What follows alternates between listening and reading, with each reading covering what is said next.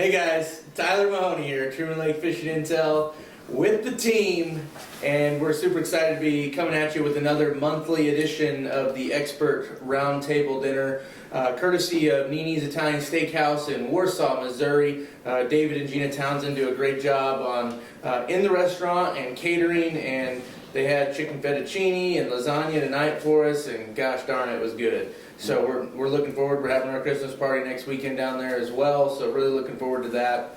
But really excited here with this group of guys. I'm going to introduce them and kind of go over a couple things. First and foremost, we got Jeff Falkenberry, Endless Season Guide Service. He's been doing some deer hunting, some duck hunting, and sneaking in some trips on the water for some catfish here the last couple weeks. Richard Bowling's Guide Service, another staple of Truman Lake, a crappie fishing extraordinaire, catfishing as well, and the white bass and the hybrids when the time calls. Yep, exactly. Hunter Bowling, his son, who helps out with trips and is quite the fisherman himself, doing tournament fishing and helping with the guiding. David Ryan, Dave's Custom Baits. Does those awesome black market balsa custom crankbaits that catch the hell out of fish and big ones too. So super exciting. We love having them part of Truman Lake Fishing Intel, and super excited to have them again tonight for the Expert Roundtable Dinner. Want to thank Englishport Marine for helping to sponsor this video as well. We're super excited for them to have come on board like we mentioned last time, and you're going to start seeing us talk a little bit more about them. And if you are a company in the area and you want to work with Truman Lake Fishing Intel and reaching the anglers that come to Truman and just the tourists that come to Truman, reach out to us at trumanlakefishingintel.com, send us a note, and I'll get a hold of you and send you some information about how to get that accomplished. So with that, let's go ahead and get started. The first thing I want to say, because Richard, you kind of prompted this, if you are watching this, I usually drop the first 4 to 5 minutes of this on Facebook just as a preview, YouTube as well. And some folks don't quite know, like, hey, there's a lot more to this than just this little preview. So if you are watching this right now on Facebook or YouTube, go to trumanlakefishingintel.com. Sign up for a free membership. You don't have to have one of the paid memberships. You can be a free member. And this full video, which will probably be about an hour long, it goes anywhere from 50 to an hour and 20 minutes, depending on if we kind of lose track of time. How much smoke we blow. Yes, exactly. But you're going to get a full hour of listening to these experts talk about bass, crappie, catfish, hybrids, and white bass on Truman Lake. So don't miss out on that. Go become a free member of trumanlakefishingintel.com so you can see this whole video.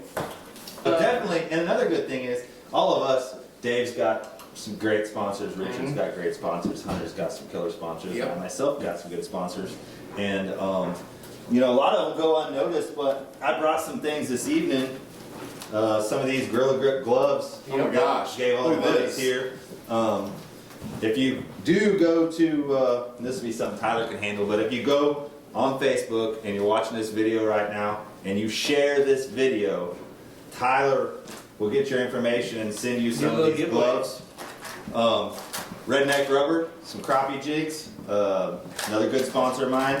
I made a box of those before I left home. So, boom. Share this post, tag 3 friends. Boom. The Button, Micah Dawson. It's a digital counter, fish counter, pitch counter, cows going through the gate counter. However many times the wife has to tell you to do something counter. This thing has a limit switch. It'll vibrate when you hit that limit.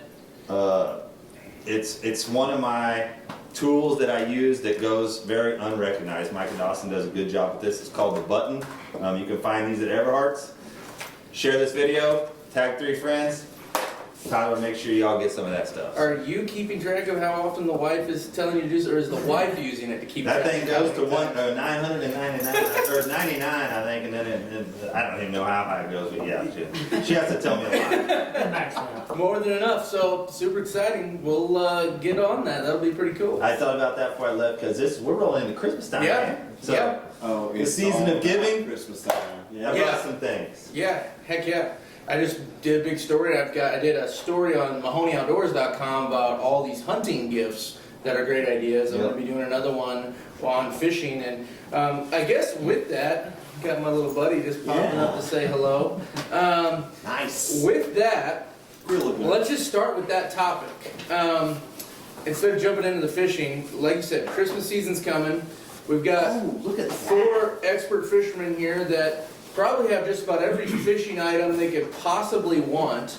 But what are some ideas, some necessities to have in the boat? If you're a bank fisherman, if you know of any cool products for bank fishermen. Jeff, I mean, what comes to mind for you? Man, there's a limited number of things that you have to have, right? I mean, for the angler that goes out, top of the line thing would be a good knife, a fillet knife, just a handheld fillet knife, whether it's for cutting line, whether it's for actually filleting fish or whatever. It's good to have a nice little fillet knife handy. There's so many things. This kind of stuff, gloves, Right there. Every day. they save on your hands. In the summer, in the winter. Sometimes you might end up in a toss-up between a sock and a glove. That's exactly right. How about that? Gloves, things of that nature. Any kind of storage stuff. Yeah. An angler never has enough storage. So any of these kind of boxes, the Plano boxes, tackle boxes, stuff like that, it's pretty tough to beat. And then the baits. I know Dave makes some really cool baits, and in the past we've purchased some customized stuff for individuals, which I know all his stuff's custom, but I know he does some stuff for gifts, and he'll hook you up on that. So it's always cool to have something that's original, something that's your own, something that's just one of a kind. Yeah, 100%. David, from the bass perspective, I mean, bass fishermen, there's a million different things. What do you find are absolute necessities to have, or just something cool? My gosh, this time of year, let's talk about this time of year, and then we'll just transition into just every day, normal, whatever it is, whether it's June, whether it's July, whether it's August, whether it's December. Yeah. Okay, so right now, that water temperature is down. We're not bottomed out yet, but those fish are already in those wintering areas, that wintering pattern, and for me, that speaks only one language, and that's a stick bait. I mean, I'm a 110 guy. I'm a black market 110 guy. I've won lots of tournaments on it. I've won thousands of dollars on my black market 110. And what I like to do is throw that on 10 to 12 pound fluoro, and really, I myself, whenever the fish get right now where they are, it's all about the transition. Yeah. Whether you have a bluff to chunk to pea, whatever that is. And whenever I talk about that, whenever I say bluff to chunk, I'm talking about rock. And chunk to pea is chunk rock to pea gravel. And so all those transition areas is typically where those fish will be. Now, the first and foremost thing is the food. If you don't have the food, you're not going to have the bass. So wherever you find the food, that's where you need to be. So the cool thing to have in your boat is a great set of needle nose pliers and a great set of cutters. I mean, that's it, period, 100%. Because, okay, I'm throwing this stick bait, I haven't had a bite, I want to cut that off. Your dentist is going to tell you, don't bite the line. Okay, you got to have a good set of cutters. Okay, you cut that line, you tie on the next one. Okay, all of a sudden you catch a giant. You get them in the boat. Oh, my front treble hook has been out. Don't bend it. I'm going to say this again. Don't bend it back in. Change your treble hook. So you need a good set of needle nose pliers. I'm not a big split ring plier guy. I like to find, and I hunt and hunt and hunt, whether it be Harbor Freight or whether it be wherever. I'm always looking for a good set of needle nose pliers, and I'm talking about a little one, because that way, and I want the tips to close, the points to close, because guess what? If they close back here and the points are open a little bit, not a good set. You want the points to close. That way you can get that split ring, you can get your get your treble hook off there, get the new one on there, boom, just like that. In 10 seconds, Yeah. I can change treble hooks. Yeah. You know, so that's super uber important. Mm-hmm. You know, so that's what I'd have to say. Good Yeah. tools. Yeah. Hunter, thoughts? My main thing would be, the tournament fishing wise, just a regular person, go a scale. Everyone's always talking about the big fish they caught, this and that. Having a scale, they can talk about it. That's always good. And then Dave's baits. They've been working great for me, and you can use one of these almost all day long. It's pretty nice. Get some bait that has hard roping on it. That's what I like to do. Scale. That's a good one. And you know what's weird is us guys that fish with people from all over the United States and beyond, really. Everybody does it different. So it's so funny because we take people from the South and they're like, yeah, we caught 208 and a 214 and a 326. And you take somebody from Wisconsin, they're like, we caught 13 and a half, a 15 and a half. Right. Yeah. Yeah. Like, what they weigh? I don't know. But it was 16 and a half inches long. Mm-hmm. That's right. Especially this time of year, you can catch those bigger fish right now. So. Well, I don't know about you guys, but one of my biggest pet peeves is seeing people claim that they caught a certain size fish, and then you ask about the measurement process, and it's like, oh no, I've caught so many, I know. And I'm like, Not correct. I know you're not a guide that does this every day, and those are the only people I would even remotely come close to trusting on this type of claim. So that's just one of those things that it just makes me laugh when I just bite my tongue because And that's the fun about Yeah. outdoors for no Right. reason. It's the same, right Yeah. where we are at deer season. Mhm. Like everybody's like, oh dude, that's 150 incher. And then he turns his head and looks at you, he's like, maybe he's 130. And Yeah. then when he runs away, he just become 180. Yes. You know what I mean? They always look bigger running Yeah. away. Yeah. Just scoring deer on the hoof on the move, you're pretty good at it. Yeah. Wait a minute, doesn't it have the same principle as if you're on the tee box and you hit one and you're like, oh, I hit that 300 yards. You may have hit it 300 yards over there, Yeah. but I'm talking about straight down the fairway. Right, exactly. Richard? The best gift I could think of giving this time of year, and I carry one in my boat every day, and I used to be made fun of by another guy, I won't mention no names, but Mr. Buddy Heater. Uh-huh. Best Oh, Man, oh, the are guy you had- kidding me? So Yeah. even though there's like no enclosure on the boat, just having that heat directly on your legs No, is... no, I just use it to warm my hands. Oh, That's okay. right. Okay. But when I come to cleaning station at Bucksaw, there's no water on, it's cold in there. Crank that thing on in their cleaning station, keep that hand warm. Those walls, I think, are this thick. 'Cause he'll turn that little bitty old heater on in there, and they're like, Yeah. Yeah, I had another guide on the lake this 2 years ago, and I had that Mr. Buddy Heater, and it's cold out. After your hands get cold so long, every year it gets worse. yeah. So this guy, he says, what are you doing that, you big? He called it Big Win, button job, 400. I Yeah. said, you'll see. So I Yeah. came fishing. About 3 days later, he come carried in a double burner. Mine's Yeah. single, his is double. That's So right. I was right. Hell yeah. That and hot hands, a bag of hot hands. Oh. Mm-hmm. You always Have got to put those. your hand. Yes. In crappie fishing, you got to keep your hands warm and your feet warm. So good pair of boots and Mr. Buddy Heater. Okay. I hope my wife isn't watching, but if you get those hot hands in like February, March, and April, Uh-huh. because you buy them like $1.50 for a 2-pack Hey, now, that's about this long. but in March and April, you can buy the whole box for $2. Yeah.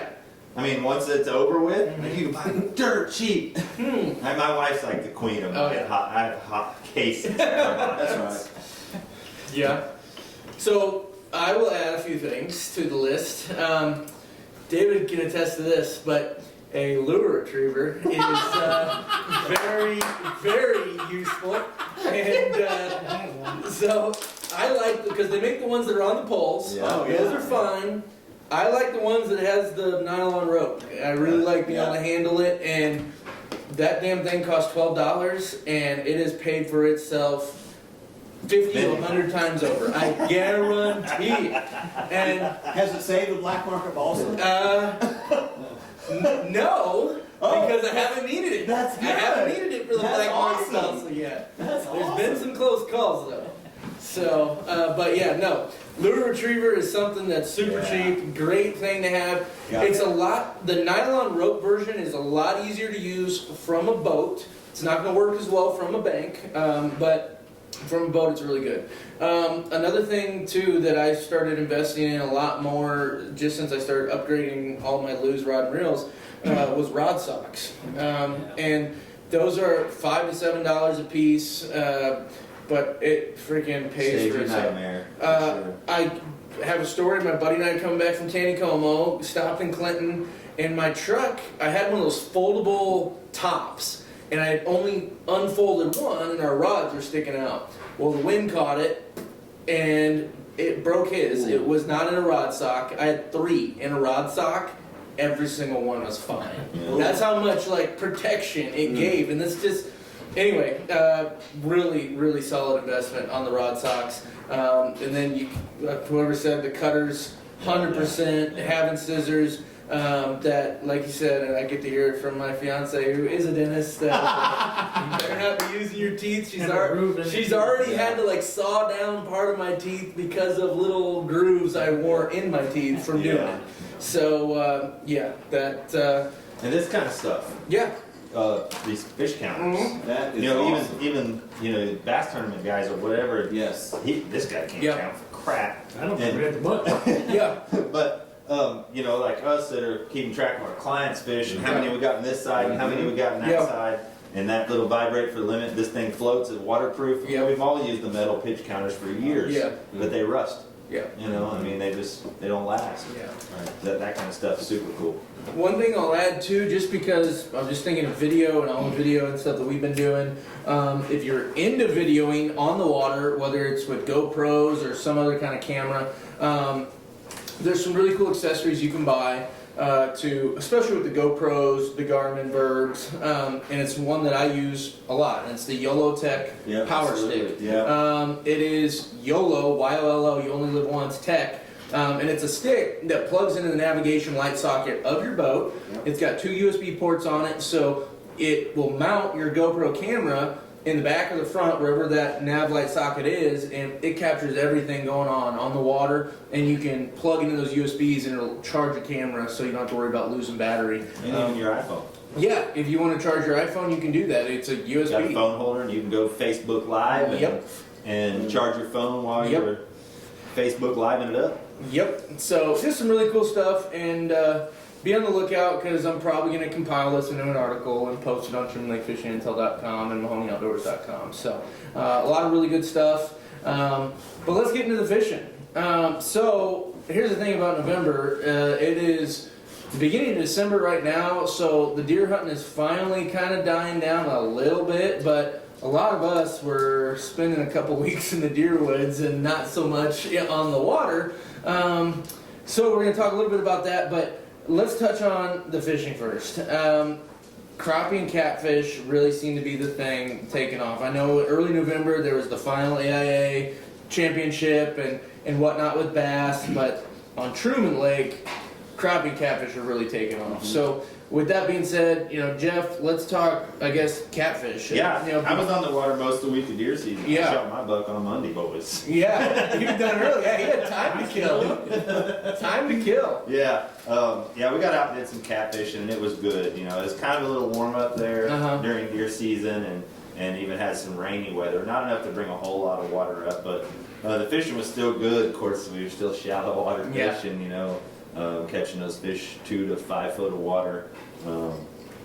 And just a lot of good eating sized Right. fish, and a big one here and there, a good fish, but pretty much that typical winter pattern for me, and summer pattern, spring pattern.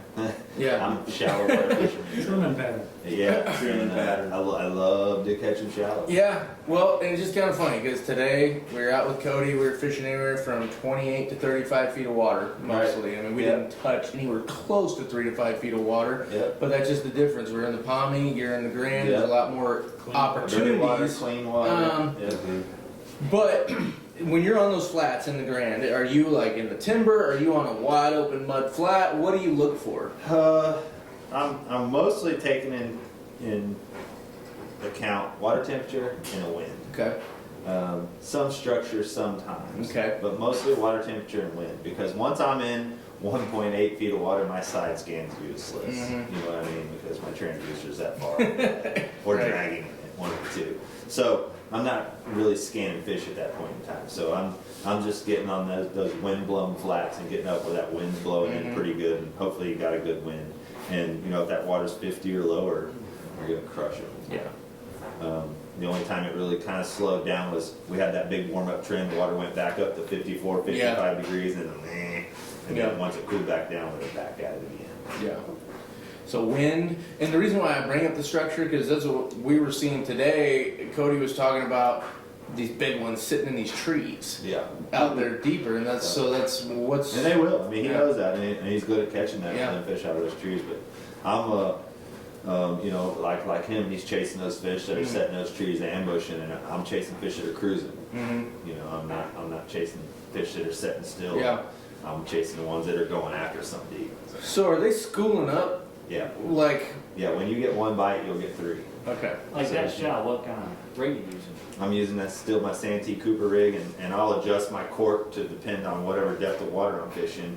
I might have a leader that's 2.5, 3 feet long, but I'm only fishing 2 feet of water, so I'll slide that cork up a little bit where that bait's only hanging maybe 6 inches underneath the surface.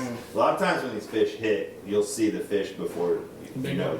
Yeah, there'll be a big boil or a splash, or he'll pin the rod and be out of the water jumping like a bass. Really? Yeah. So can you see the shad on the flats, or are they not visible?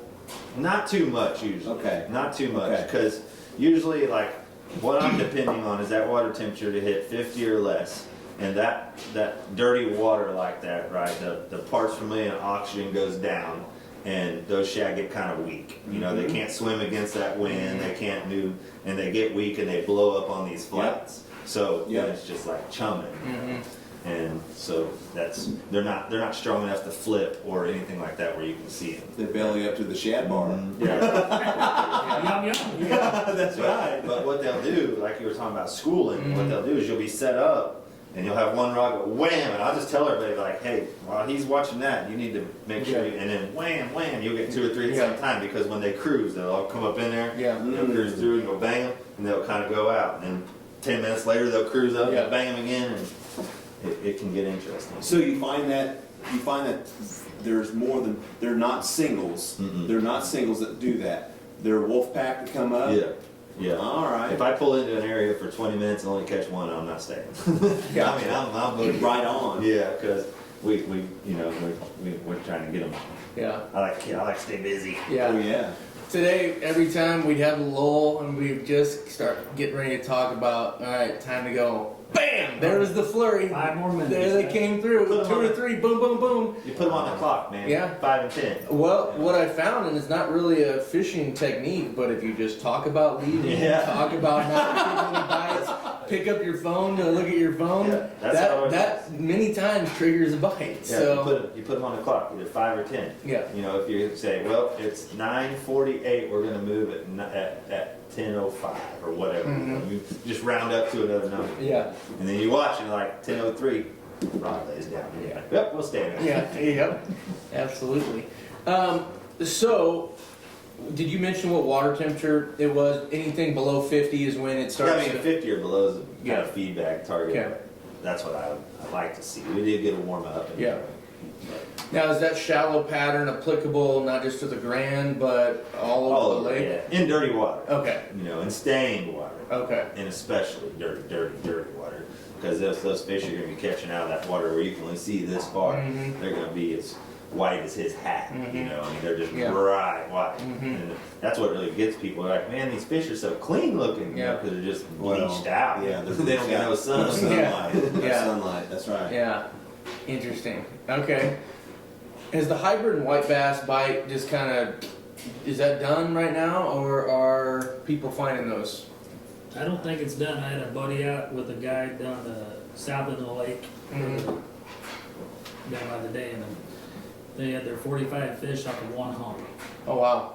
3 days ago, Monday. But they're deeper right now. Yep, them was down, I think 15 feet right Yeah. on the bottom. Yeah. One hump. Yeah. So they weren't on Winnie Banks. It was It's a different Windy presentation. spoon? Spoons. Okay. The Windy Banks is over two, Yeah. two coat. Yeah. Okay. That's So it's right. all spooning right on the Okay. hump. Interesting.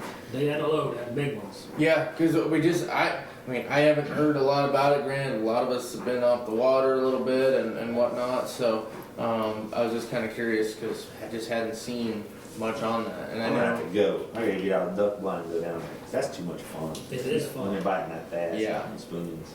I yeah, just hate treble hooks, man. yeah, yeah, Put on a single hook. yeah. Me too. Yeah. My finger. Yeah, like I'll take them rooster tails. I put straight hooks on them, but yeah, Yeah. I'm constantly hooking myself. I'm so scared when people are, I got clients with me in treble hooks. I'm like, Yeah, Yeah. I did. I might have already told you this. I was helping Chris Nelson earlier this summer with a guide trip. I was just assisting this mom and 2 kids, and this one little boy could not get the hang of watching where his treble hook was, and it was like inches away from heads, and we eventually had to take away his casting rights and cast for him, and literally cast for him, hook the fish, and boom. I mean, and it was so stupid on Stockton that it was non-stop, back to back to back, but it was getting a little dangerous. So I can empathize with that Well, these feeling. like the cut-proof gloves from Gorilla Grip, and I'm cleaning fish. If I can smash a finger, Yeah. cut a finger, or whatever, Yeah. I'm gonna do it. Right. And treble hooks get me every time. Mhm. Every time. When you're white bass fishing, them spoons, half ounce bigger spoon. I had a fella at Steve Lyles, I don't care to tell his name because it's kind of funny. Hunter Lemon's a white bass, and he's a good buddy of all of ours, or most of ours. And I told him, we caught our lemons white, so I went to the cut through there, middle of the marine, and I told him, I said, it was like an hour of crappie fishing. I said, let's catch whites. So went to catch whites, and I said, whatever you do not grab that line and set that white bass in. Don't do it. All right. So he didn't make 2 or 3 hops and had a white bass, got the top, picked up that line and set it in, white bass come off, Every time, Yep. dude. every single time. Yep. And he's a big dude. He's He's a big yeah, guy. he's a big guy. Yeah. And man, you'd have thought you shot him in the face. Down he goes. I got to take him in, feed him some whiskey, and he's wanting to go to the hospital. Oh, it was in that deep? Yeah, it went past the bar. Oh, He's dying. That's nothing. Man, just a piece of string. So Yeah. you take the little fishy, yeah. you put it on a 1/4 ounce jig head, whenever they're on the windy banks. Mhm. So 3 years ago, I had a buddy of mine. We're down by 83 Bridge. We're fishing. We're catching the crap out of them. And I get one. I swing it in. Didn't think nothing about it. Grabbed the line and went to go down to get. And the bait pops out of its mouth, and I've got the hook buried in this finger right here, past the barb. And I'm like, The guy with me, he's like, "Are you okay?" I was like, "Yeah." And I'm looking around, and I was like, "I need your cutters." And I grabbed my spinnerbait rod. I cut my spinnerbait off.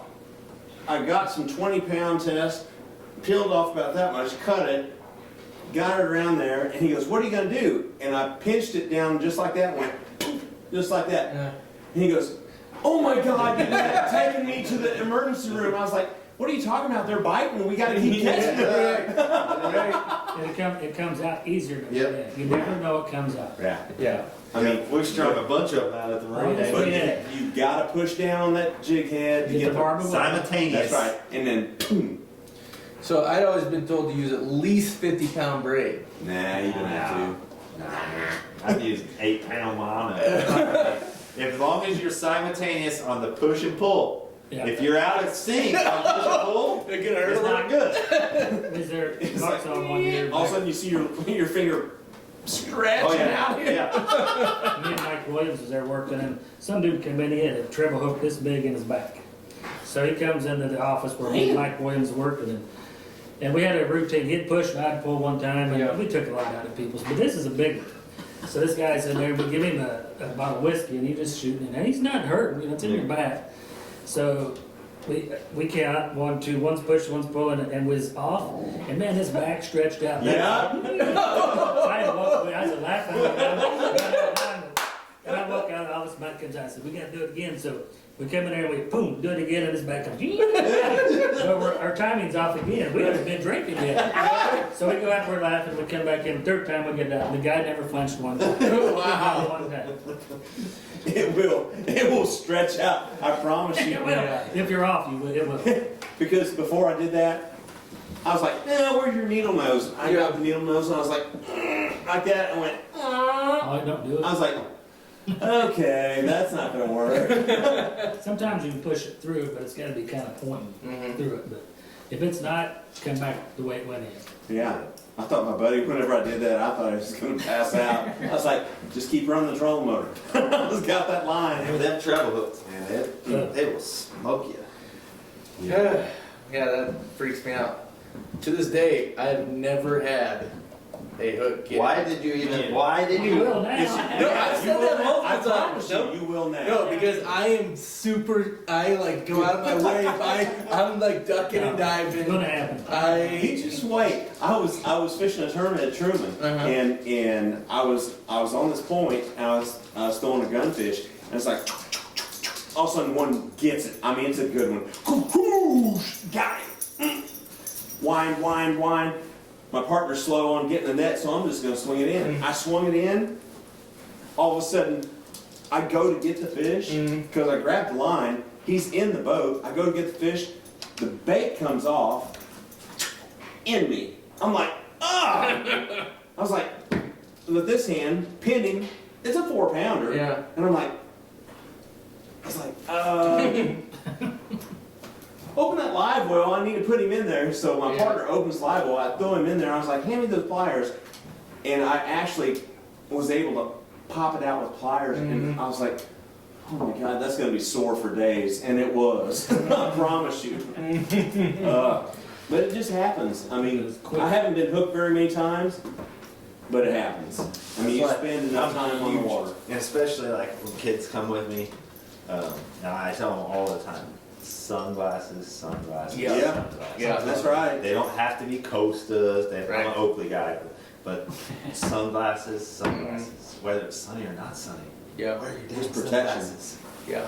Protection, there's no doubt. And it's not even just hooks, man. Yeah. I mean, a 16-ounce jig head. Yeah. You know, we're fishing these 13 and 14 foot rods or whatever, you know, and you got 12 feet of line out. You set the hook, you bring him up, and he comes off. I mean, it comes back in a hurry. Yeah.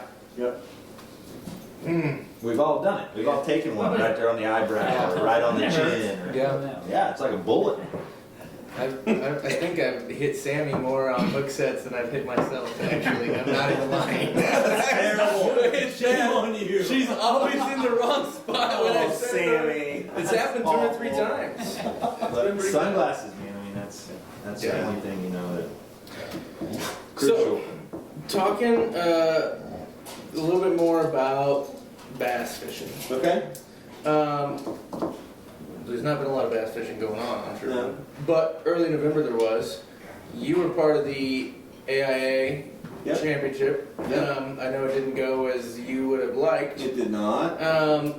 Tell us what you know, not only about your experience in early November at that tournament, but what you ended up hearing about the other guys that found some fish. So my deal was is that I probably know a little bit too much, and it kind of messed me up. But I'm checking these places that whenever I look on the calendar and it's this date, I know that there's this arm that produces. Okay, then you have to say, okay, the lake level is at 704, whatever it was, 20, 30, 40, whatever it was. And I'm like, okay, this is out. Okay, this is in play. And I ran to a place that was,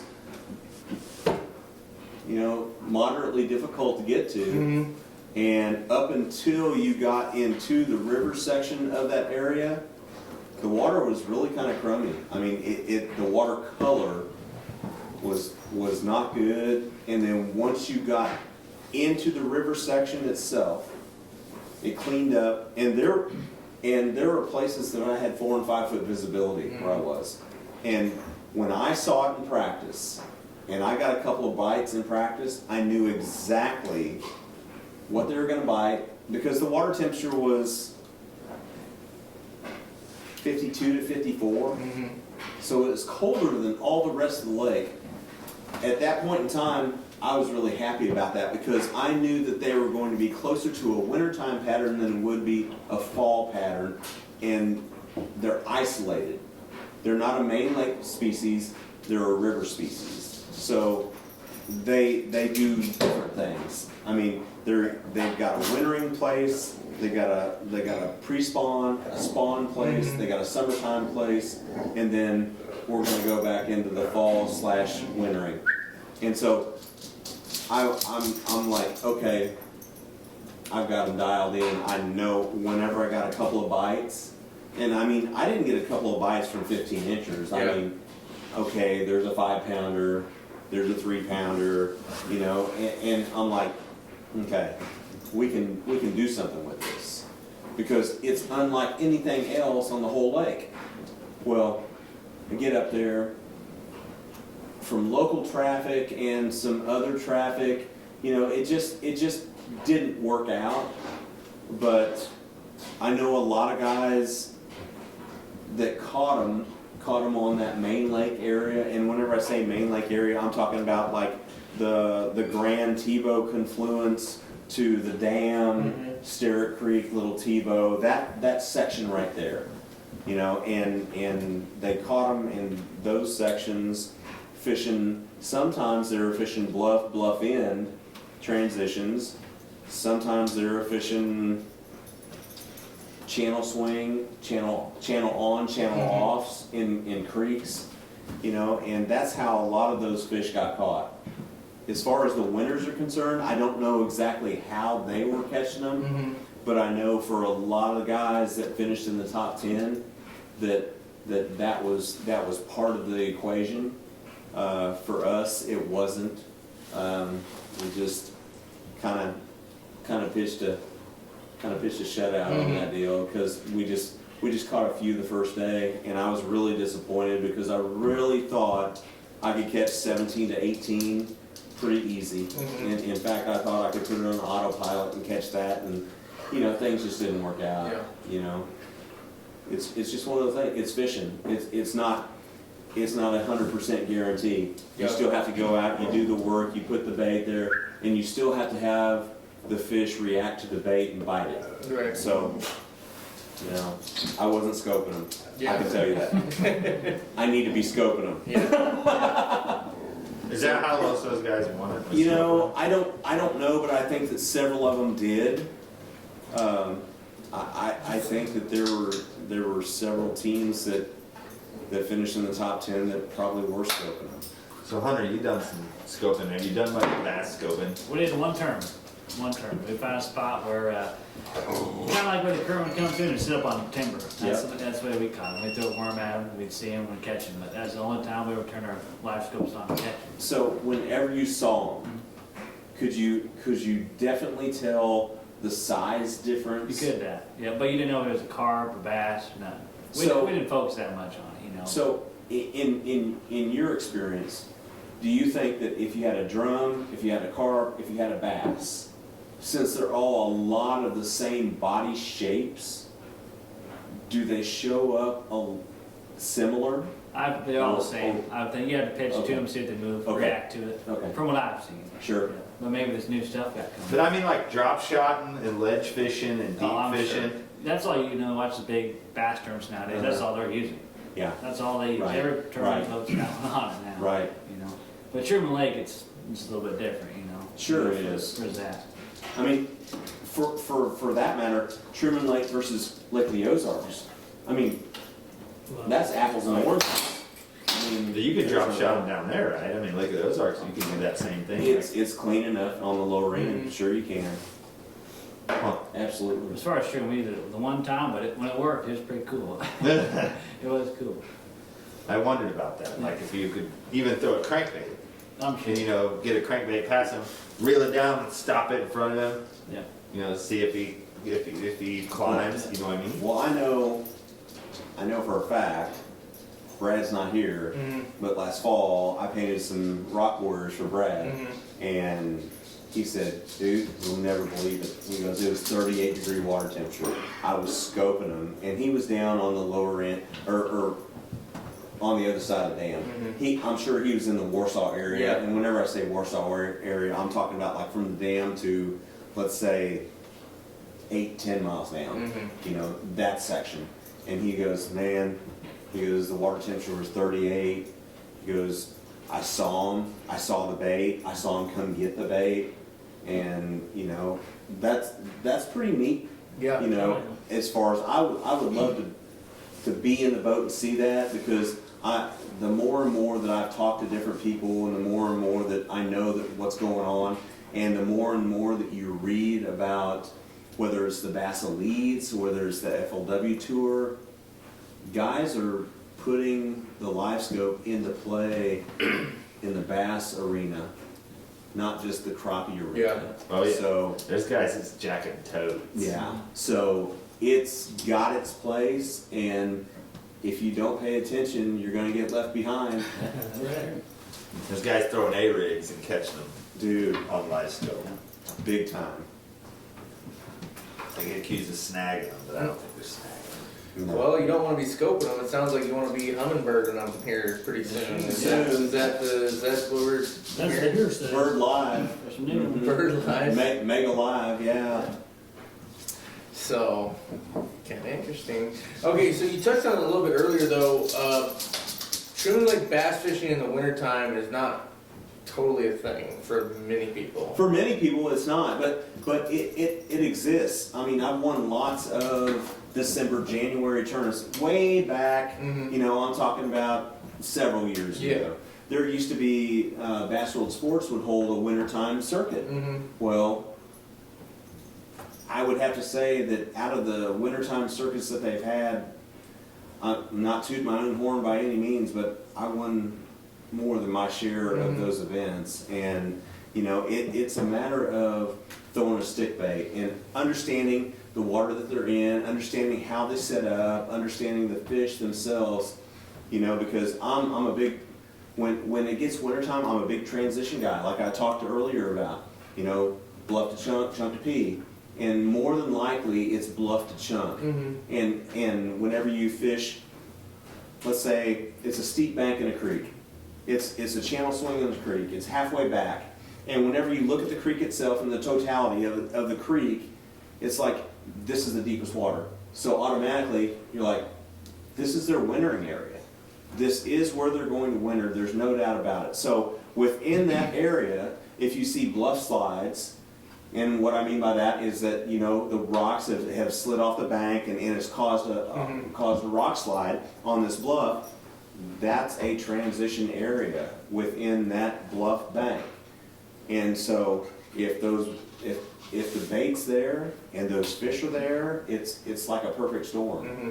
And so there's no doubt in my mind, I mean, and I believe this, there's no doubt in my mind, if I had a boat, we could go tomorrow Mm-hmm. and we would catch as many as we wanted to catch on a black market 110. Mm-hmm. There's no doubt in my mind. I've done it too many times.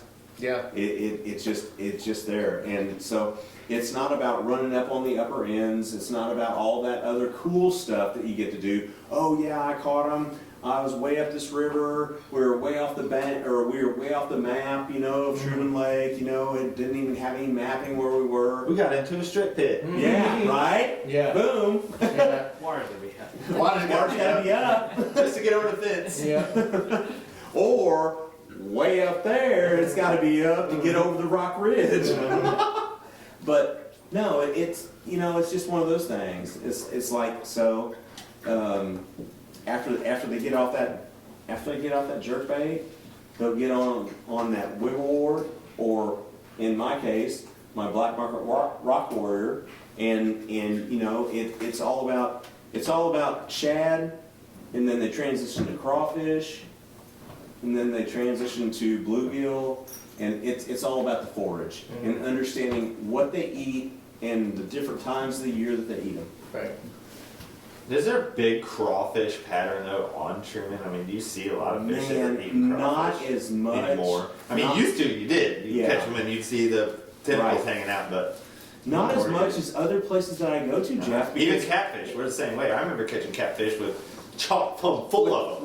with the antennas out. Rarely do you ever see one. No, it's like I don't know if the actual the hatch is down. There's not as many crawfish molting, or if there's just not many as crawfish We just in don't the see lake. the crawfish. You know? Right. It's weird. I've cleaned catfish with everything in them, from muskrats to squirrels. I mean, I've cleaned Right, right. but you rarely ever see crawfish in I them. mean, and that used to be a deal, but I don't know. It's not as prevalent as what it was. Yeah. It's wild. I know Steve Blake's been talking about fishing the bluffs with a jig and crawfish colors for crappie, and how the crawfish spawn is in the fall, which I guess I never really Yeah. studied or knew or. Well, they paid molt. attention to. They molt a couple times during the course of the year. Yeah. So Interesting. getting crappie on crawdad colors. Huh. So What's funny is like most of the bass fishing guys from the Truman area that I know that fish a lot of tournaments and everything, for whatever reason, they all go to Taneycomo trout fishing in the winter. Isn't that crazy? Like all of them, every single one of them was like we're on Taneycomo trout fishing. you know, Taneycomo is like, it's like forbidden to talk about the bass Right, fishing in right. Taneycomo, but it is perhaps the best bass fishing lake in the state, and it's because the water temperature is very consistent, Yep. very cold up below the dam, and then Carp once you get fishing all the time, once you most get of to the the landing, it comes up a few degrees, and all the largemouth bass congregate. And there was, when I was doing the Kansas City Star and I was doing the fishing preview the first spring or the second spring, I put #1 Lake Taneycomo, because I knew I just talked to some people who were just being, they were being buttheads about not talking about Taneycomo, and so I was like, all right, I'm going to talk about it. And It's Yeah, it's well- a hot spot. It's got grass in it. yeah. Anytime there's grass, Mm-hmm. oh my gosh, give me a lake with grass in Yeah. it. Oh, Every bass fisherman I know from here is like, yep, it's like January, December, like, you want to Taneycomo. They need to freaking go put a jerk bait on I would Taneycomo. give anything if Truman, and we've talked about this for years and years and years, I would give anything if Truman could grow grass in it. Because we would have a mini Sam Rayburn is what we'd have, I promise you. Because I fished tournaments at Rayburn. It sets up a lot like Truman does as far as the timber, the creeks, the main, like everything. If we had hydrilla here, Yeah. whew, whew. You know, I don't think we stay warm long enough. yeah. Right? I mean, I don't Right. think The the gross- water temperature stays Well, high the enough grow long season and also the fluctuation and the Fluctuation. water quality. Mhm. enough. Because it gets high and then all of a sudden they run a bunch of current and that'll rip that grass right off those banks and And that algae blooms. The algae blooms suck so much oxygen out. Yes. It can't. yes. On just a real quick sidebar Taneycomo story. So if you get on YouTube, there's a really good video of Mike Iaconelli going down to Taneycomo, killing some time on Taneycomo while he was waiting to fish a tournament on Table Rock. And he went and caught the hell out of bass on a chatterbait, ripping it through the grass. He'd catch it on the grass and then Yeah. rip it off and they'd nail it. But he could not catch a trout in Taneycomo. The easiest lake to catch trout. And he actually, in the video, goes and he sees a dead brown trout floating on the bottom. And in the video, he's like, oh, I got one. And he pulls it up and I got it. And it's this dead brown trout. But that's what's That's so, hilarious. it just cracked me up. I'm like, here's this like premier fisherman that could not figure out how to catch trout. He could go catch bass. Right? And he's a pretty good stick bait dude. too. Yeah. Yeah. And like a stick bait on brown trout. Like, Yeah. Rainbows and browns, both. Yeah. So anyway, too funny. If you want to go check out YouTube, you can find Mike Iaconelli fishing Lake Taneycomo and cannot catch a trout. Interesting. So Watch somebody else. yeah, My opinion. yeah. Moving on to crappie, because we haven't gotten to crappie yet, and I know there's a lot of crappie guys that Truman crappie time is, I mean, it's big time. So Hunter and Richard both, you've been getting after it. What's the story in November on crappie? What do you expect to see moving forward? If it stays like it is, stay in the creeks. Today I took Denny Hartman out, a good friend of all of ours, and the man 6-7 foot of water looked at a lot of stake beds, which, you know, people put them in, not a fish, zero fish in them. Makes no sense.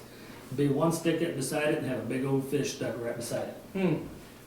The first fish we caught, first 5 or 6, was just rotating jig and crawdad color, brown, orange, whatever. And we did that, and then we went to the meadow, but every time we come by a stick up, it would have a fish stuck to it. Now, a lot of them fish that was on them trees were little bitty fish, so we'd go by them with that live scope, and hand pick what we want, and you can go to Facebook, and we caught some dandy fish today. And I personally, 3 fish in a row, 3 trees, boom, boom, boom. I promise you, them fish were 2+ pounds, had 2 2-pounders in the boat. And it's my turn, and I did not get none in the bite. I done everything in my power to get one in the bite. I couldn't do it, so I screwed up on this one. Went to this one, same thing, next one. None of them, they'd look, but they wouldn't eat. Tried to get them on the jig, they wouldn't eat it. Just kept moving, and this is way in the back of the creek. Through Sunday, I was in there. The water temperature was 47.9. Today it was 44.3. The fish there are more fish coming there. They got thicker. Now the size didn't get bigger. There wasn't as many big ones, but there's plenty. We had our limits in about 3 hours, but any creek you go to on the Grand Arm right now, from Bucksaw up, well, I'm gonna say from Longshore up, is absolutely loaded. Spider rigging would work. There's a lot of roaming fish. We got some big roaming fish today, which is a fish that's between trees and just out sitting. The last fish I caught was a big fish sitting by itself. A lot of them fish. Everything was about 4 to 7 foot down. I never caught a fish in more than 12 foot of water. Okay. Great bite. Lots of white bass in there. When you get used to this live scope, it's kind of talking about bass and carp. Right. When you get used to live scope, getting back these creeks around, it's either shad, crappie, or white bass. A crappie will just sit there. It's just it looks like a football. White bass kind of shaped the same way, but they're always wiggling. Yeah. So don't drop on them fish. And a shad's always kind of move when they're in a school. So always look for that fish sitting by itself and look for the bigger profile. Don't jack them little ones. But if you don't have the live scope, pull right up to that tree, run that jig or the minnow down both sides. If you don't get bit, pull up and go to the next tree. Great bite. It's going to stay like that till, looking at this weather, we got the same weather for about 10 days. Yeah. 40s, 50s. Yeah, the next 2 weeks, well, High 20s in the night, mid 40s in the day. Fish aren't going to leave. The only thing that could happen is we got some real cold weather and freeze the back of these creeks, which could happen, but I don't see it. So these creeks are going to stay just like they are. I don't care if you're in Hay Creek, Jackson Branch, Cedar Creek, Pretty Bob, Otter Creek. Every single one of them is going to fish the same. Go to the back, when you get 7 foot, spin around, fish your way out. And you don't even have to leave the creek you're in. I had a group from Illinois in there. There was 20 of them rotating in and out of boats, Friday, Saturday, Sunday. And I started Main Lake on Friday, Saturday and done real well. Big crappie up shallow. And then we got blew off the Main Lake and went to the creeks, and that's when this pattern I really started playing with it. It's quite the bite, but you still got to get it right on their nose. You got to get it close to them because they're not going to chase it down. But once you get their attention, they're going to come and eat it. So good yet to come. We got at least 2 weeks of this left because the weather that we've got coming. The water's not going to cool off that much more. Went from 47, 48 to 43, 44. More fish moved back there, more bait fish come back there, more white bass come back there, but we caught 1 white bass today, maybe 3 short fish, and the rest of it was all big fish. Wow. So we got a lot of good fish to come. When folks are spider rigging, what's the key to that? Obviously putting your line down to the right depth you were just talking about, maybe having a double rig jig or double jig rig, whatever the hell you call it. What are the keys to having a successful spider rigging experience? I got some coming up, and that's what they want to do is spider rig. So getting back to these creeks, if you're going to do it within the next 2 or 3 weeks, go to the same water, run them poles down your bottom minnow or jig at 6 feet. Okay. Your next one up about 1 foot. Yeah, just push, going into the wind, moving slow, push them up tight to them trees. You can push a pole up to the tree and the other one's sitting out here. And a lot of fish you're going to catch in between trees. You're going to catch fish that's roaming. You're going to catch that fish off of that tree. Just move slow, gotta move slow, because they're not Into the wind. Into the wind. and how long of rods are you using? 14, 16. Okay. Another thing that's good is bright line, where you can see your line. Yeah. See your line. With a live scope, when I'm pushing that live scope, 360, I'm really good with a 360 Humminbird, and I had it for years. And I can tell you which pole they're looking at or going to hit, or if I seen fish coming, I could hit the spot lock and just sit there, and I could see what's going on with that 360. And now with the live scope, as I'm going into the wind and it's pretty calm, it's not real windy, I got time to take off the button because I got my transducer on my my trolling motor, I can look the post. And I can say, hey, number 5's got a fish looking at it, kinda pick up on it, or I'll speed the boat up a little, you know, cause if they're following it and they're not eating it, you gotta change up a little, you gotta pick it up a little, you gotta move forward real fast or something, make them reaction bite. Right. But just getting 7 foot of water, put the bottom bait at 6 feet, cover water, slow. Because it's got to be straight down the presentation, right? Oh, yeah, you don't want Bright your lines line's a blowing. big thing, Yeah. where you can watch your lines. And so, what size weight are you using on the bottom of that line? Half ounce. Half ounce. If you're pushing, you know, a lot of the guys that got coming in are new to it, I gotta teach them.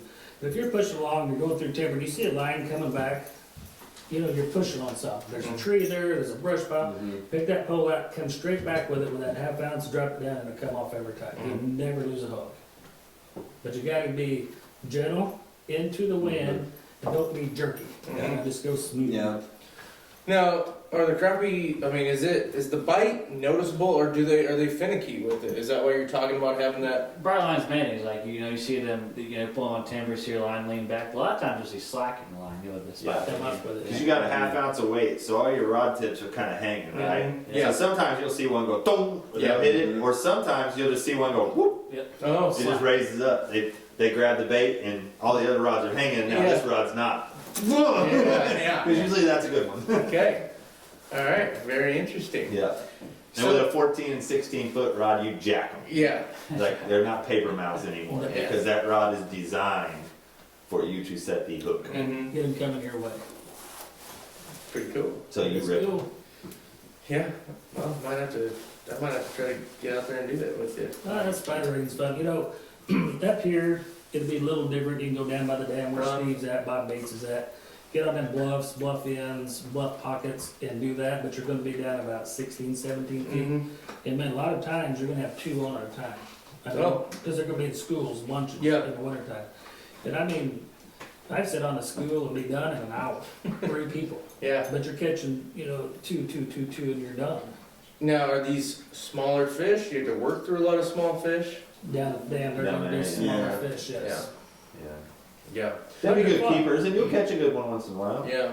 But the best eating fish is a 9.5 to 11-inch fish. Mhm. The best one to catch is a 2-pounder or bigger. Mm-hmm. So I'd rather eat that little fish, Yeah. and I enjoy catching them all. But you know, the fish like we caught today was fun. Yeah. I agree. Those smaller, like out of our lake, I take a lot of 8.5 to 10s, and they fry up It's just fried perfect. Yep. Yep. I like it a little more crunchy. A little Yeah, more done. same. And that's what those smaller fish will do for you. So say you're not spider rigging and you move into that wintertime pattern on the lower lake. I mean, you're just drifting, are you doing, just sitting there drifting along? I mean, that's what Steve Blake talks Find about. shad balls. Yeah, okay. Find shad balls, bait balls, and 2 boats. double jig rig, Yep. and 2-pole trolling or Kansas trolling, because you can only have 2 rods in Kansas by a permit. For the Oh, permit. really? So you hear somebody say Kansas trolling, they're holding a rod in each hand, 2-pole Okay. trolling. Find those bait balls, drop double jig rigs down, because you're not in structure, you're only in bait balls. Mm-hmm. Slow troll it in. Yep. There's a lot of good pockets coming up the Osage. Bluff pockets, I'm talking. They've all got timber in them, and they all hold fish all winter long. Mm-hmm. I mean, thousands did we take out. Thousands. And I guarantee you, they're there right now. You can go catch them. We were in there every day. It was last winter, I think it was. I mean, holy moly, it was unreal. Yeah. So that's kind of like the traditional wintertime pattern, though. Like December, January is getting on those bluffs, open water, bare bluffs, no Big timber. schools. Okay. Yeah, and you just wear them out. You know, these fish in the back of these creeks aren't gonna stay there all winter. They're Mhm. gonna move out, they're gonna find that big drop off, that's where they're gonna sit. Mhm. But wintertime crappie in the dirty, cold water is a little tougher than getting down there in that clean water. Mm-hmm. Then fish can see that bait better, and you're gonna just catch them quicker. And, you know, the less boat riding around you gotta do in the winter, the better off you are. Yeah. But it's gonna be windier on that big open water. Yeah. Yeah. It's hard to get out of the wind. It Yeah. is. Study your lake map, which you should do. There's all, I mean, you got the Tebow, the Pommy, the Osage, the Grand, it all comes together down there. It's all good water. And if you study that lake map, you know, if it's a south wind, you know you go here and probably catch Go it. to an east-west. East Yeah. wind, go here. Yeah. Yeah. So there's a way to get out of it. You know, I go to bed at night thinking, you know, and I look at my weather, the latest I can go up before I go to bed was 8 o'clock. And I look at it and I know what the wind's gonna do if I'm down there. Uh-huh. So I make my plan for the Yeah. next day in the middle of the night Mm, for where I'm gonna fish. yeah. But down there is good, and you can put in a state park, and you don't have to travel That's right. 5 miles, and you get all the fish you want. Fantastic. Well, it's pretty awesome. Sounds like we got a lot to look forward to. The catfish pattern is gonna stay the same? Yeah. Yeah. Yeah, the weather's gonna be Yeah. just right, and I mean, you can absolutely crush them. Right Yeah. Well, and if you're a bass fisherman, you want to try some stuff that David's talking about, Danny Como. go for it. Yeah, Danny Como. And have fun. That's right. Danny Como, Lake of the Ozarks, Table Rock. I know those are the winter time. Drive right to Osage Bluff and launch there, and you may never even have to leave out of that creek. Yeah. That's right. There's a bunch of crappie in There's- there too. Yeah. There's like 5 brush piles in that A thing. bunch Load up. of fish in there, Mhm. and you can catch as many. I've won lots of stick bait tournaments Yeah. in there, you know. So you can launch right there and do your damage. Yeah. And there's lots of water in there to fish. I mean, people overlook lots of little things, Mhm. like a high spot next to the road in the back in the middle, you know, something like that. Yeah. But I'm just saying. Yeah. Is there, so we're gonna touch on a few hunting things and then wrap it up, but one last thing on the fishing, boat ramps, we were talking about this earlier. There are some docks starting to be pulled. Mm. You said there's been one at Sparrowfoot that's been pulled. Sparrow just got pulled like. I'm gonna say all the core ramps will start pulling. Yeah. T-Bone was in last weekend when I was there. We put in at Fairfield today and it was pulled. So I'm gonna say you're gonna have bucksaw, you're gonna have bucksaw, long shoal day. The back ramp at Osage Bluff, Yeah. I don't think they pull that. That stays. I don't know, Shawnee Bend, did you put in every day you said? No, Fairfield. I would bet they pull that. Man, that's crazy. We pay for them ramps. I don't believe it. Yeah, I don't like that. right, We right, pay for that. right. Yeah. It's not that hard. The lake's not fluctuating that much. Not in the wintertime. I can Yeah. push the poles on the truck. Yeah. You know, it's not fair to the public that pays for that. Mm-hmm. Right. They should keep the ramps in Yep. order. I don't like to pull my $70,000 boat on the rocks, and I won't do it. Well, and so that was my next question was for folks, that we saw someone today as we were taking out that had pulled his fiberglass boat up on the ramp and was stuck. Like he had to like, get under the boat and push it up and push it out. And we're like, dude, goodness gracious. Like what, how do you get around not jacking your boat up? Is there a Power poles. Yeah. Gotta have power. Yeah. Or a kill guard. Kill guard, yeah. And Yeah. I don't have a kill guard. You gotta have both. Yeah. And mud boots. Yeah. Yeah. Or a buddy that don't mind getting wet. Right. Which gotta is stop yourself few and short, far power between pole this time down. of year. But you know, a lot of these boats anymore, 50, 60, 70,000 bucks, whether it be a metal boat or a fiberglass boat, and they don't like to pull on the rocks. That's a No. lot of damage. Mhm. Right. So, Oh, you yeah. know, why the Corps does it, I think it's to save money, but it's, we pay for it. Mhm. I think them things should be left in the water.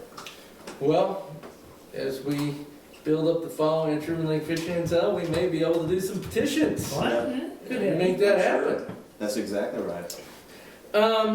Did you guys have anything else to add on the fishing? Just, we touched on a lot of stuff. A lot of interesting stuff. Good weather coming, you know, get out there and catch fish, crappie fish, bass fish. That's right. Mhm. Season's not over. Yeah. No, season's not Never over. ends. Yeah. And the season, baby. Yep, that's right. Well, let's touch on a couple of hunting things, just because it's hunting season. A lot of our followers are hunters as well, been out in the woods. Yep. There was a giant killed by, well, we won't mention the vicinity, but on public land that we talked about. Yep. And I think it was 178 that it went, but it broke off a massive point that probably would have put it close to 190. Yep. And that was on Truman Lake public land. Giant with a bow. Or Mark Twain. Was it Mark Twain? Yeah, exactly. But no, you guys had a great deer season. Grandsons killed a couple. My grandson, well, I've got 3 grandsons. Every one of them's killed a deer. Grayson, not the one that lives in Missouri, he killed a 10-pointer. I got 2 in Nebraska. One of them killed a doe and one killed an 8-pointer. Uh-huh. Myself, I haven't even seen one to shoot. Yeah, Not a good one. yeah, Worst deer season I've had. Oh. I hunt as hard as anybody. yeah. I'm kind of in the same boat with And you. I'm like you, I hunt good property. Yeah. I really do. Yeah.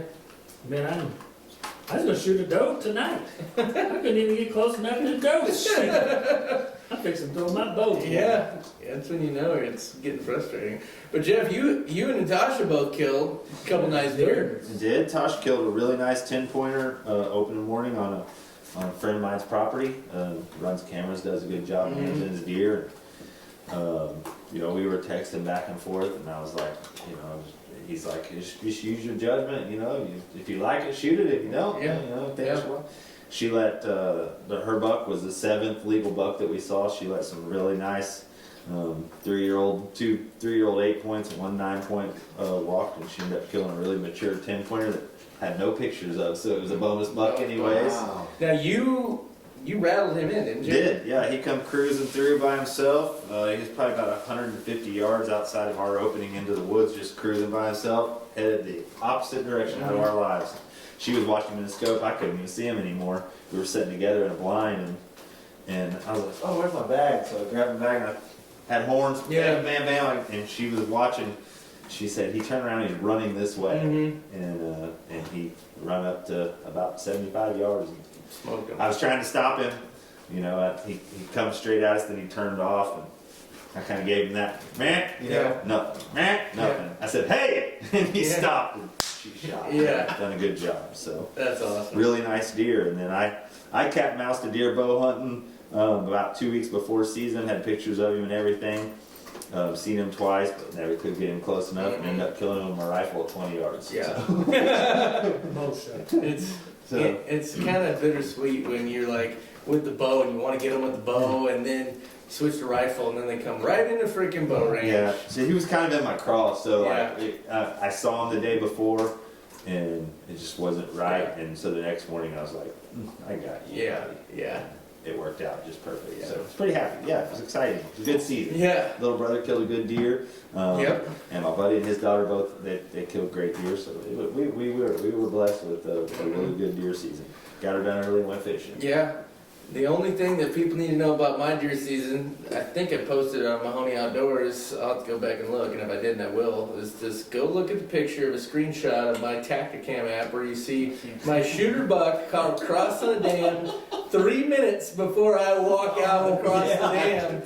And I had seen that buck twice that day, within 100 yards. Could not get a shot with my rifle. You want to talk about the epitome of cat and mouse with that freaking. Anyway, he's taunting me, and there's a reckoning coming, but we'll have to figure out. I bet you win. You will? Yeah, I think so too. We'll see. I think the first part of our season, you know, the rut started, you know, kind of early, and like the first part of our season, I think the 5.5-year-old deer were locked down pretty good. Yeah, I agree. And for most of the week of rifle season, I feel like they were locked down. I think later, the last part of that week, that Sunday, Monday, Tuesday, I think some of those bucks started to get on their feet. But we saw some deer that had does pinned down. Yeah. You know, Thursday and Friday. I even saw deer on the lake that had does pinned down. There was a buck and a doe in the road ditch on that Thursday or whatever that he wouldn't let her up, you know. 100% agree. And what's really interesting is we had a couple of our bucks that we know got shot, unfortunately, opening weekend, but a couple other really nice up and comers that disappeared. And we thought for sure they'd been shot because they were showing up every single day on camera, and then boom, gone. As soon as opening morning was over. 6 days later, lo and behold, who shows up? These 2 deer. They were off with a doe somewhere. 100%. And just locked down, and as soon as they were done, came back home. Yeah, my buddy's farm where Tosh shot her deer was super excited. You know, anytime you're hunting a place like that, you don't want to make a mistake. Yeah. You don't want to, and you know, he's usually if she'd have shot a 6 point with 1 horn, he'd have been just as happy with it. But you know, we were waiting on the right mature deer, and the coolest part of it is pulled a camera card on Tuesday, he did, and was sending me pictures of deer. No, Wednesday after season was sending me pictures of deer that night that survived the whole rifle season. That were fantastic bucks. So It's a great area down here, that's for certain. Yeah. Yeah.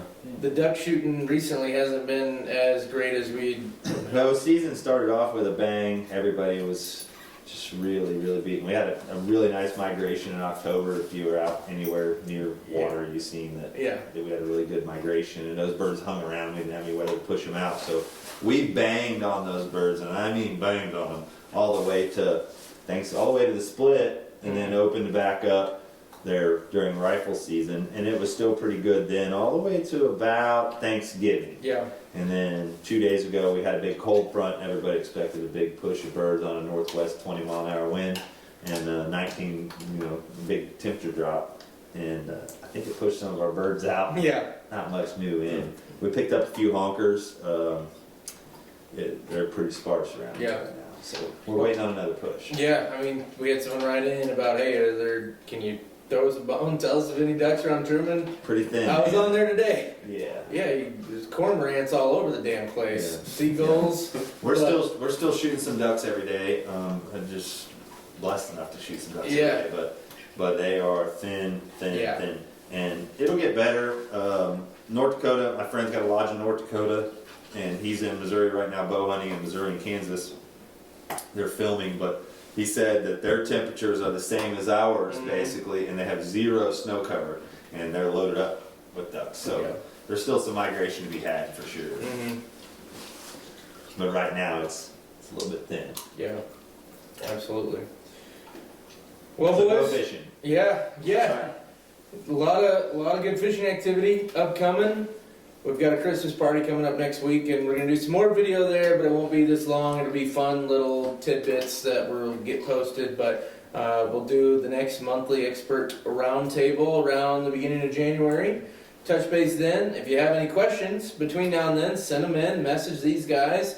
Let us know what you want us to talk about. We'll keep you updated on the lake area happenings, what's been going on for sure. But until then, we appreciate you guys watching. We appreciate you sharing this, letting people know what we're doing. Yep. Share your video, tag 3 friends. Giveaway time. Tyler, get you entered up for some of this gear. Yep. And go and subscribe, TrumanLakeFishingIntel.com. Yep. I know I got some more stuff coming from sponsors. We'll try to do something for you folks that are out there paying for those subscriptions, because Yep. that's where you get the all of the information. Exactly. So you have as much money as this subscription costs. I promise you have that much change laid on your nightstand. So, Yeah. it's a good deal. Well, and the thing is, and this is, I guess I probably should have mentioned this earlier on. So some may have already put this together, maybe not. I've been doing the Kansas City Star Fishing Report for the last 3 years, and took it over from Brent Frazee, and it's been fun. The Kansas City Star and the paper industry in general is just going like that. And they actually filed bankruptcy a while ago. That's been public knowledge for a while. Yeah. But under new management, they're cutting stuff like crazy. And I was just informed in the last couple weeks that, hey, fishing report's getting cut, and it is what it is. So there's not a lot of places you can go to find this information anymore these days. It's going to be websites like Truman Lake Fishing Intel that are going to be your go-to. And quite honestly, I wasn't shocked. I was getting worn thin anyways with medical sales and doing this. So Kansas City Star was probably going to be something I was retiring from anyway. Now we can put all my effort towards this, and I'm looking forward to it. This next year is going to be freaking awesome with the amount of stuff that we're going to be putting out, and video and stories. And if you just want the best of the best fishing information, up to date, real time, Truman Lake Fishing Intel is where it's at. So please be sure to share with your friends and family what we're doing. With that, I don't have anything else other than I wanted to say thanks again to Nini's Italian Steakhouse for helping us out with dinner. Absolutely. Be sure to check them out when you're in Warsaw. I want to say thank you to Anglersport Marine for sponsoring this video and some of the other things that we're doing. And I want to say thanks to these guys that helped make it all happen. Jeff Falkenberry, Endless Season Guide Service. He's duck hunting extraordinaire right now, but catfishing and crappie fishing all through the year. Richard Bowling's guide service, crappie fishing all through the winter time. You can get a hold of him, and you might end up with a trip with Hunter if Richard is totally booked, and Hunter knows what the hell he's doing. He's had one of the best teachers on the lake his whole darn life. and he can get on the fish. They both have live scope on their boat, so you're gonna have a really fun time being able to see what the fish are doing on the screen and learning how to get those fish on the boat. So, and then last but definitely not least, David Ryan with Dave's Custom Baits, the balsa baits that you've seen featured in several of our videos. And you're going to see them a hell of a lot more here in the coming year, and we're really looking forward to the springtime, especially when we're going to get out and throw some of those jerk baits, and we're going to be shooting some full-length stuff on these new cameras that I got, and it's going to be pretty darn cool. So we're really looking forward to that. Thank you guys again for watching, and we'll look forward to catching you on the next one. Take care.